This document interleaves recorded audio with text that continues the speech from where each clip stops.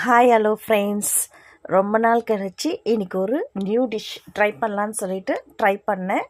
ஆக்சுவலாக இந்த டிஷ்ஷோட நேம் வந்து பார்த்திங்கன்னா நவால் பழம் கேசரி. இந்த நவால் பழம் கேசரி வந்து நான் எங்கள் ஊரில் ஒரு ரெஸ்டாரண்ட்டில் சாப்பிட அவ்வளோ சூப்பராக அவ்வளோ டேஸ்ட்டாக இருந்தது. சரி நம்ம இதை வீட்டில் ட்ரை பண்ணி பார்க்கலாம் அப்படின்னு சொல்லிட்டு வீட்டில் இன்றைக்கி நான் ட்ரை பண்ணி பார்த்தேன்.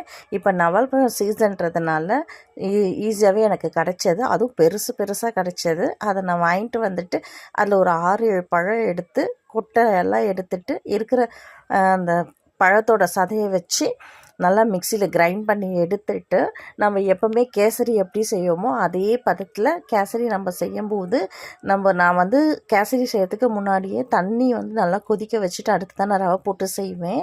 அந்த தண்ணிக்கு பதிலாக இந்த நவால் பழத்தை வந்து நம்ம மிக்சியில் கிரைண்ட் பண்ணதோட அந்த கேசரிக்கு தேவையான தண்ணி எவ்வளவோ அதை நான் ஊற்றி ஆஸ் யூஷுவலாக எப்படி நம்ம கேசரி செய்கிறோமோ அதே மாதிரி செஞ்சேன். ரொம்ப சூப்பராக வந்திருந்தது, டேஸ்ட்டும் அல்டிமேட்டாக இருந்தது. எங்கள் வீட்டில் இருக்கவங்க எல்லாருமே ரொம்ப நல்லா இருக்குதுன்னு சொல்லியிருந்தாங்க. ஆனால் கலர் மட்டும் நான் எதிர்பார்த்த அளவுக்கு வரலை. நம்ம மிக்சியில் கிரைண்ட் பண்ணும்போது கலர் ரொம்ப கலர்ஃபுல்லாக இருந்தது. ஆனால் கேசரி செய்யும்போது பார்த்திங்கன்னா அது இந்த மாதிரி கலரில் தான் வந்தது. பட் டேஸ்ட் வந்து ரொம்ப நல்லா இருந்தது. நீங்களும் இதை வந்து ட்ரை பண்ணி பாருங்கள். புதுசாக செய்கிறனால எப்படி இருக்குமோன்னு பார்த்தேன். But result